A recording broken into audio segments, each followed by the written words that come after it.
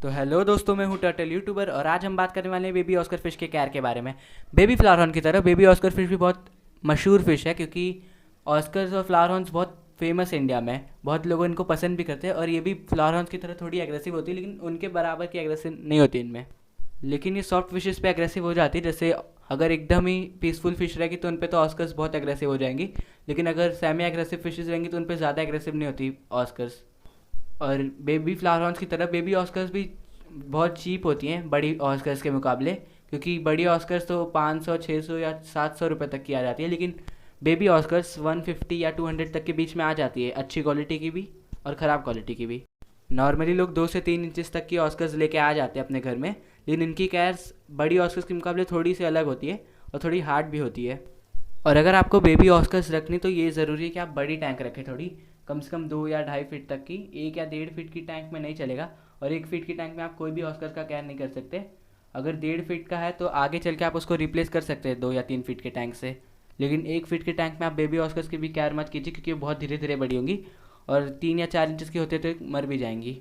और अगर आप बेबी ऑस्कर ला रहे तो ये भी ज़रूरी है कि आप 2 या 4 ऑस्कर्स लेके आए, क्योंकि अगर आप इनको सिंगल लेके आएंगे तो ये स्ट्रेस होके मर सकती हैं।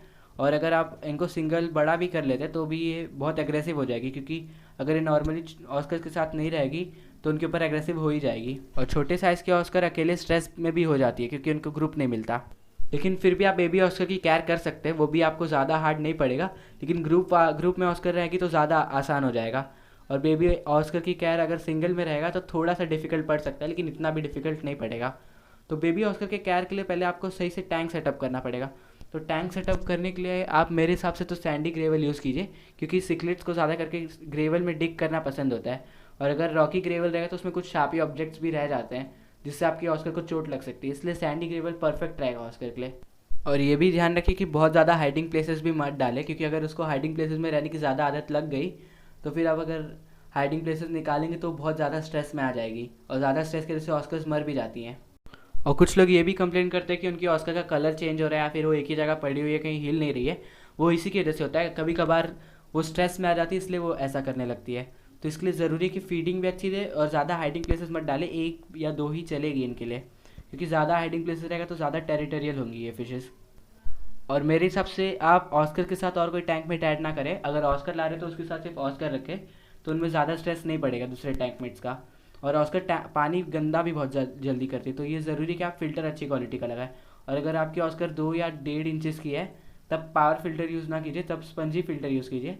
लेकिन अगर वो 3 या 4 इंचज़ तक की हैं तो आप टॉप फिल्टर या पावर फिल्टर यूज़ कर सकते हैं।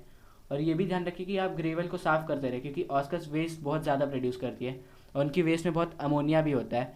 तो इसलिए ज़रूरी है कि आप हफ्ते में 30% या 40% पानी चेंज करते रहें, बहुत ज़्यादा भी नहीं, 30-40% काफ़ी रहेगा इनके लिए। तो अब बात करते हैं फीडिंग पे। तो फीडिंग के लिए तो इनके लिए बहुत चीज़ें आ जाती है मार्केट में, लेकिन एक फूड होता है हेलो पेट्स या टायो का आता है, जिसको ऑस्कर फिश फूड बोलते हैं। वो भी इनके लिए बहुत अच्छा होता है, और अलग अलग वैराइटीज़ भी आप चूज़ कर सकते हैं। जैसे ऑप्टिमम 3 in 1 करके एक फ़ूड होता है, वो भी इनके लिए बेस्ट फूड है, चीप एंड बेस्ट में इसको ले सकते हैं आप।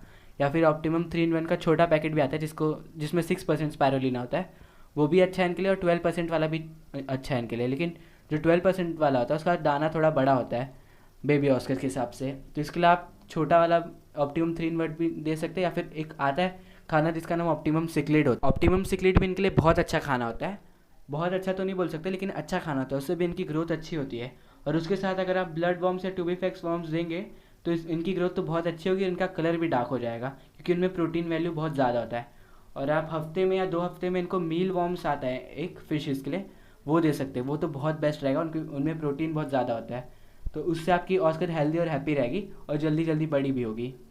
तो फिर उम्मीद करता हूँ आपको वीडियो पसंद आए। अगर पसंद आए तो वीडियो को लाइक कीजिए, चैनल को सब्सक्राइब करना ना भूलिएगा। मिलते हैं अगले वीडियो में।